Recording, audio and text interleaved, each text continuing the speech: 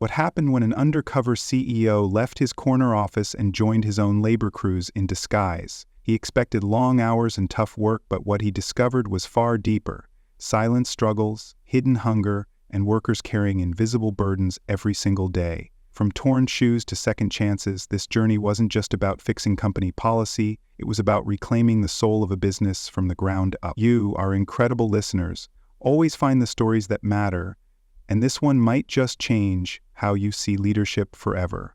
Let's dive into this raw and eye-opening transformation. Elliot Granger adjusted the brim of his sun-faded cap as he stepped into the gravel lot behind a strip mall on Atlanta's South Side. The neon safety vest felt stiff over his second-hand flannel, and his steel-tube boots were already scuffed from a week of artificial aging. Gone was the clean-shaven CEO who graced magazine covers and spoke at green energy conferences. Today, he was just Eli, the newest guy on the West Side grounds crew. At 48, he felt every bit of his age as he hoisted a shovel over his shoulder and made his way toward the gathered workers. The early morning heat clung to the air like a second skin. Engines hummed. A weed whacker screamed to life. Nobody looked up when he approached. This wasn't a vanity project. It wasn't a public relations stunt or a marketing rebrand. It was a reckoning. For months, Elliot had seen the warning signs: rising turnover, quiet exits, safety incident reports that didn't match the clean summaries from upper management. His VP of field operations had blamed labor market trends, but Elliot remembered a time when his company, Granger Infrastructure, had been built on trust, sweat, and camaraderie. Back then, he'd known every crew member's name. Now, all he saw were numbers and spreadsheets. He needed to see the truth with his own eyes. A wiry man with weathered skin and a squint that looked permanent stepped forward. "You the new guy?" he asked. Elliot nodded. "Name's Buck. Grab a rake. We don't babysit." That was the extent of orientation. Elliot joined a 6-man crew clearing overgrowth near a government building. By 8:15 a.m., his shirt was soaked through. By 9, his palms blistered. The work was relentless, digging, hauling, laying mulch. But Elliot kept his head down. He wasn't here to lead, he was here to learn. As he raked the perimeter of the lot, Elliot noticed a young man a few yards away. Lean, sunburnt, focused. Torn shoes, hollow eyes. The kind of look that didn't come from one hard day, but 1,000 small battles. Something about the kid tugged at him, though he didn't yet know why. But he would, and in time, that quiet, desperate figure would become the catalyst for everything that came next. Jaden was the youngest on the crew, maybe 22 at most, with limbs too long for his frame and a quietness that felt deliberate. He worked like someone trying to disappear, never speaking unless spoken to, never asking for help, and always finishing his task before moving on to the next without waiting for praise. Elliot watched him from the corner of his eye throughout that first shift. Jaden's shoes were a tragedy. Mismatched laces, soles barely intact, one heel stuffed with folded cardboard to soften the impact of each step. At lunch, when the rest of the crew plopped down on overturned buckets or under shaded trees to unwrap sandwiches and complain about the heat, Jaden stayed standing. He pulled a single slice of bread from a paper towel and chewed it slowly, sipping water from a reused bottle that had seen better days. It wasn't just the hunger that struck Elliot, it was the way Jaden wore his silence. It wrapped around him like armor. The others ribbed each other, cursed the work, and occasionally laughed, but Jaden never chimed in. He didn't scowl or sulk. He just endured. And that endurance began to gnaw at Elliot more than the heat or the calluses forming on his hands. Here was a kid who moved like he had no backup plan, no cushion, no one waiting for him at home. Elliot had built his company with men like this in mind, working-class folks who needed a fair shot, a living wage, dignity. But somewhere along the line, those ideals had slipped between the cracks. By the end of the third day, the tension in Elliot's chest had become unbearable. After Jaden excused himself from lunch again, claiming he wasn't hungry, Elliot ducked behind the tool trailer and sent a quiet message to his assistant. "Find me everything we've got on the Jaden M. Crew West Side grounds. Quiet search. No alerts." When the reply came, Elliot felt the blood drain from his face. Jaden was full-time, no complaints filed, emergency contact listed as a church, weekly take-home pay $374, no benefits, no overtime. That night, lying in a motel room under a flickering ceiling fan, Elliot stared at the cracked plaster above him and thought of Jaden's shoes. He had seen desperation before, but never so silently carried. Something had to change, and it would start with Jaden. Elliot returned to the West Side crew the next morning with a quiet resolve and 2 breakfast sandwiches tucked into his vest. He didn't make a show of it, just waited until their first break, then wandered over to Jaden, who stood apart as usual, sipping from his battered water bottle. "Grabbed an extra one by mistake," Elliot said casually, handing him the wrapped sandwich. Jaden hesitated, his eyes flickering with suspicion, but then he took it with a quiet, "Thanks." That was all. No bonding moment, no sudden warmth. But something shifted in the air. For the first time, Jaden sat down near the group during break, chewing slowly, silently. Elliot didn't press, didn't speak. He just stayed nearby, sharing the shade. Over the next few days, Elliot made a habit of the small things. He'd quietly relieve Jaden of heavier tools when no one was looking. He'd double-checked safety gear, refilled water coolers before they emptied, and slipped extra gloves into the worn tool bags of the guys with duct-taped boots. Jaden never said much, but he noticed. When Elliot helped him lift a wheelbarrow over a rocky patch, Jaden nodded. When Elliot wiped down shared tools after the shift, Jaden gave a quick good night before heading to his bus stop. It wasn't conversation, but it was connection. Thread-thin, but real. It wasn't just Jaden who changed. The crew started shifting too, in subtle ways. Jokes returned. Guys who hadn't spoken much began sharing small gripes or laughs over tangled hoses and busted lawnmowers. Elliot didn't act like a savior. He worked, sweat, and kept his head down like the rest. But his presence made space. One day, Jaden cut his hand on a rusted wire, nothing major, but deep enough to bleed through his gloves. Elliot rushed over with a bandage from his pocket. "You should take it easy," he murmured. Jaden shook his head. "Can't afford to miss time." The words landed hard. Elliot said nothing, but inside the urgency tightened. That night, back in the motel, Elliot made another call. "We need emergency support. Quiet, easy to access, food stipends, medical vouchers, discreet." His assistant hesitated. "That'll need HR review." Elliot's reply was firm. "Then start the review tomorrow." He hung up and stared out the window into the dark, thinking of Jaden's split knuckles and the silent resilience he carried like a second skin. This wasn't just about raising wages, it was about restoring dignity, one sandwich, one bandage, one real conversation at a time. Elliot's next undercover rotation took him to the Eastbrook crew, a job site tucked behind a cluster of industrial buildings where the city contracted them to handle replanting and hardscaping. The crew was larger here, older, quieter. The men moved with the muscle memory of those who'd done this work for decades. Shoulders hunched, knees stiff, hands wrapped in tape and grit. The supervisor, a man named Roy, barely introduced Elliot before putting a rake in his hand and pointing toward a patch of overgrown gravel beds. "You know what to do," was all he said. Here, the silence wasn't from fatigue, it was from history. These men had weathered more than sun and soil. Elliot noticed a guy named Franklin, tall, with a limp that grew worse by noon. He grunted instead of speaking and winced every time he bent down to move a stone. No one commented. Another worker, Samir, always wore headphones without music. Elliot figured they were less for entertainment and more to block out the world. Then there was George, who stared into space during breaks, his hands clutching a cracked photo of a little girl, edges worn from years of folding. When Elliot sat near him one day, George simply said, "My granddaughter," and nothing more. The jokes came slower on this crew, the laughter more brittle, but Elliot could see their loyalty to each other, unspoken but solid. They shared water without asking, handed off tools before the request came.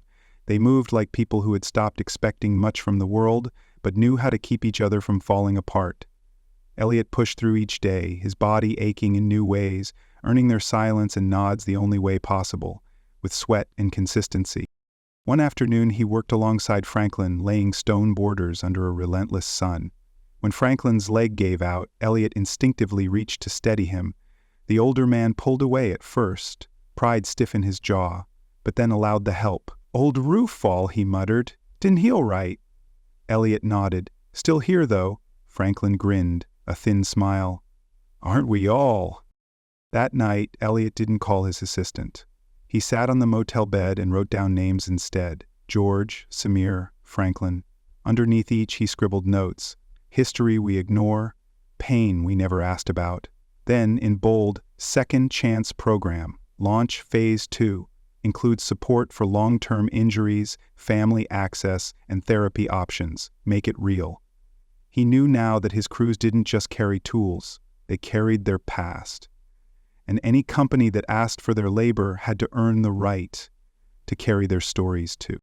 By the end of his second week embedded with the Eastbrook crew, Elliot began to understand that the toughest burdens his workers carried weren't the shovels or sod, they were the ghosts stitched into their routines. On a particularly humid morning, they were trenching around a government building's perimeter for new irrigation lines. The work was slow, the soil dry and packed like concrete. Elliot, now with calloused hands and sunburn peeling on his neck, moved alongside Franklin and George, sweat dripping into his eyes. No one complained. That silence was familiar by now, but this day it felt heavier. Franklin winced more often, his limp pronounced. George's eyes seemed farther away than usual. Samir disappeared for longer stretches during water breaks, pacing behind the storage trailer and mumbling into his hands. At lunch, Elliot sat with them in the sparse shade of a bent oak tree. No one spoke for a while, until Franklin quietly said, "Got a letter from Disability. Denied again." George grunted, not surprised. "They want a broken leg, but if your spine's rotted, they can't see it," Samir finally muttered. "My brother's gone. 5 years. Still dream of him digging beside me." Elliot listened, didn't offer platitudes. Just let their words hang between them, mixing with the dust and heat. These weren't just crewmen, they were survivors. Of poor health care, bad luck, lost chances, and still they showed up, dug deep, took pride in straight lines and clean cuts. But no one at corporate had ever made space for those stories. The company's systems didn't ask where a limp came from, or why someone flinched when a truck backfired. Elliot realized he had built Redford greenscapes for output, not endurance, for beautiful lawns, not the weathered hands behind them. That night, back at the motel, Elliot didn't sleep much. Instead, he drafted a new directive by hand. Mental health support lines, trauma-informed field check-ins, monthly anonymous crew surveys, include grief counseling options. At the top, he scrawled a new phrase underlined 3 times. Ghosts belong in the open, not ignored, not buried. This wasn't charity, it was overdue recognition. Because some crews weren't just trimming hedges, they were battling invisible trenches every day. And Elliot finally understood that true reform meant more than pay. It meant presence. The Hendersonville site was supposed to be routine, just a small housing development needing cleanup, edging, and some flower bed restorations. But for Elliot, it became a defining moment in his undercover journey. By this point, he was used to the heat, the ache, the long silences between men whose hands told their stories better than words ever could. But what struck him most about Hendersonville was the tension, not the physical kind, though the gear was outdated and the mowers sputtered like they were on life support, but the interpersonal weight that hung in the air like storm clouds. The crew lead, Mitch, barely made eye contact when giving orders. He'd point, grunt, and walk off, always on his phone, always dismissive. There was one worker, Roy, who looked to be in his 60s with a deep stoop in his back and the kind of slow, careful movement that came from years of injury, not laziness. On the third morning, Elliot watched as Roy's hedge trimmer stalled. Roy knelt awkwardly trying to fix it, fingers trembling. Mitch stormed over, muttered something, then yanked the tool from Roy's hands and slammed it to the ground, hard enough to snap the handle in 2. Roy stood frozen, humiliated, eyes downcast. The others saw it too. No one said a word. That silence felt louder than a shout. Elliot's hands curled into fists. He waited until the shift ended, then confronted Mitch directly. "You don't lead by breaking tools. Or people," Mitch scoffed. "You don't know how things work out here." Elliot stared at him. "I know exactly how they should work." That evening, Elliot called his assistant and gave the order. Mitch was to be reassigned immediately, not fired, but moved somewhere he couldn't harm others while leadership figured out next steps. The next morning, Roy returned to work, quieter than usual. Elliot brought 2 breakfast sandwiches and handed one to him. Roy looked up, surprised. "You always feed strangers?" Elliot just replied, "Only the good ones." Roy nodded, accepting the gesture. Not just the food, but the dignity behind it. That day, the crew moved differently. A little lighter. A little more human. Elliot knew he couldn't fix everything overnight, but Hendersonville proved one truth. Toxic leadership at any level poisoned the whole system, and it was his responsibility to root it out, person by person, site by site. Starting here. 3 weeks after his first day in disguise, Elliot Cormack walked into the headquarters of Cormack Earthworks not in scuffed boots and a neon vest, but in a tailored navy suit, freshly shaven, with purpose in his stride. Word of his field visits had quietly circulated, but the full truth had yet to be addressed. Now, it was time. He convened a meeting with his department heads, operations leads, and regional supervisors. The usual energy of charts, forecasts, and performance graphs was absent, replaced by a hum of tension as Elliot entered the room with a thick folder tucked beneath his arm. "I've spent the last 3 weeks working shoulder to shoulder with the crews we rely on," Elliot began, setting the folder down on the table. "And what I saw wasn't just exhaustion. It was hunger, desperation, pain." He opened the folder and laid out printed photographs, handwritten notes, pay breakdowns, and a list of incidents, from skipped lunches to verbal mistreatment. "This," he said, pointing to a photo of Jimmy's shoes with their twine-lace flaps, "is how close we are to losing the soul of this company." One executive shifted uncomfortably. "Sir, field labor conditions have always been tough.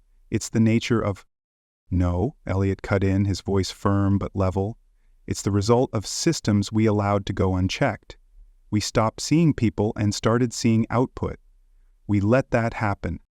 He walked them through Walt's quiet consistency, Roy's public humiliation, Jimmy's hunger, and Jake's quiet, piercing question: "Are you here for guilt or change?"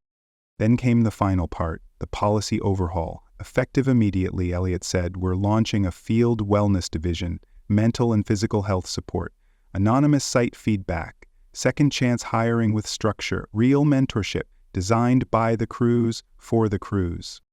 The room fell silent. Some nodded, others remained still, but none could argue with the data, or the conviction in Elliot's voice. He ended the meeting with a simple truth. "We built this company on hard work, but we're going to rebuild it with respect. Because if the men and women laying sod and digging trenches can't trust us to have their backs, we don't deserve to lead them." And with that, the first blueprint for true reform was drawn, not in policy language, but in lived experience. Elliot returned to the Nashville West Yard not as Rick the Temp, but as Elliot Cormack, the man behind the name on every paycheck and company policy. Word had spread fast across crews that the boss had gone undercover, but when he stepped out of his pickup wearing jeans, a plain shirt, and worn-in boots, the reaction wasn't applause or fanfare, it was silence. Curious, cautious silence. Jimmy was there, clipboard in hand, assigning tools and loading gear into the truck. He saw Elliot paused mid-tack, then gave a slow, almost stunned nod. "You really came back," he said. Elliot nodded, stepping closer. "Told you we weren't done." The team's wariness was palpable. Change had been promised before. Bonuses that never came. Policies that looked good on paper but never touched the field. But this time it was different. Elliot moved with quiet humility. He shook hands, asked names, and listened without rushing. At break time he sat beside Roy and asked about his knee. He offered Hank a new set of gloves and asked how his mornings were going. When Jimmy opened his locker and found another new pair of boots, this time steel too, waterproof, union certified, he simply looked at Elliot across the yard, raised them slightly, and nodded. No words were exchanged. They weren't needed. By midday, the tension had eased. Elliot wasn't directing, just working. He dug a trench next to Walt, who passed him a shovel without comment but stood a little straighter. At lunch, Elliot sat with Jake under the same shade tree they'd worked beside weeks before. "Looks like they're watching you," Jake muttered, popping a sunflower seed. "Good," Elliot replied. "I want them to see me, all of me." The shift ended with fewer aches and a different kind of fatigue. a hopeful one. As trucks were locked and tools cleaned, Jimmy approached. "That field wellness team? That for real?" Elliot met his gaze. "Real as the boots on your feet." Jimmy nodded, then smiled. "You keep showing up like this, boss. We'll believe it." And in that moment, Elliot knew reconnection didn't come from speeches or slogans. It came from returning again and again until presence became proof. Within months of Elliot's return, Redfern Grounds wasn't just shifting, it was transforming. Gone were the days of top-down policies written by executives who'd never set foot in the mud. Elliot, having walked the trenches himself, dismantled the gap between the office and the field. A new field wellness division was established, staffed not by HR reps, but by former crew members who knew what it meant to haul sod at sunrise and dig trenches under 100-degree heat. They visited sites weekly, not to audit, but to ask, "What do you need?" And more importantly, they listened. Mentorship programs paired veterans like Jake and Walt with new hires, not just to teach them the ropes, but to show them they mattered. Pay wasn't just based on tenure anymore. It considered feedback from peers, consistency, and leadership under pressure. Crew leads were retrained, not in efficiency, but in empathy. One question became standard in evaluations: do your people trust you? Bonuses followed when they did. Even small changes made waves. Trucks were stocked with basic medical supplies and cold water. The HR line added a field-only number, answered by someone who'd actually done the job. Training videos were rewritten using real stories, Jimmy's, Walt's, Roy's, turning them from policies into purpose. Elliot didn't just approve these changes, he helped film them, his boots still muddy from his latest visit. More than anything, the culture began to rewrite itself. Crews started suggesting improvements: how to load faster without strain, how to rotate brakes more fairly, how to onboard second-chance hires with dignity. They weren't just following orders anymore, they were shaping the system. In every job trailer, above every whiteboard, a new sign appeared. "This company is built by the hands in this room." No slogan, no branding, just truth. And truth, Elliot learned, when carried honestly and shared widely, had the power to rebuild trust where once there was only fatigue. Elliot stood at the edge of a quiet job site one golden afternoon, watching a new crew lay turf along the edge of a schoolyard. The hum of effort, the shuffle of boots, the low banter of men who respected each other, it was a familiar rhythm now, but one that had taken a long road to restore. He wasn't in disguise anymore. No borrowed name tag, no ruse, just Elliot Redfern, work boots dusty, sleeves rolled up, hands calloused, not just from labor, but from holding the weight of a company's soul in his grip. He thought of Jaden's blistered hands, Walt's boiled eggs and folded note, Jake's gruff loyalty, and Jimmy's quiet hunger. Their stories weren't exceptions, they were the blueprint. What had started as an undercover journey to investigate turnover and complaints had become something far more powerful, a confrontation with everything they'd neglected, and a blueprint for what they could become. Looking around, Elliot saw more than progress. He saw pride, not in spreadsheets or quarterly wins, but in people who now believed the company stood with them, not above them. Redfern Grounds was no longer just a landscaping business. It was a place where second chances were offered, where dignity wasn't optional, and where leadership meant showing up, listening, and getting your hands dirty. As he walked back to his truck, Elliot glanced at the slogan painted across the side: "Built by hands, led by heart," and for the first time in years, he knew it wasn't just a promise, it was a truth they were finally living. The story of Elliot Redfern teaches us that true leadership starts not from behind a desk, but in the trenches, among the people whose hands carry the weight of the company every single day. By going undercover, Elliot didn't just witness inefficiencies or poor morale, he saw lives. Real, struggling, resilient lives. He realized that policy tweaks and financial strategies mean little when the people on the ground feel unseen and unheard. From Jaden's silent suffering to Walt's precision born from pain, each worker had a story that revealed the cost of detachment from leadership.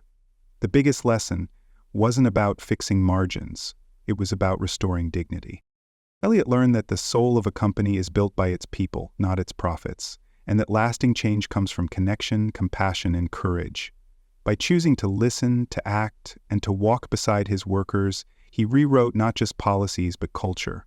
This story reminds us that when leaders lead with empathy, they create not only stronger teams, but stronger communities. And sometimes, to build something better, you have to start by getting your hands dirty and your heart open.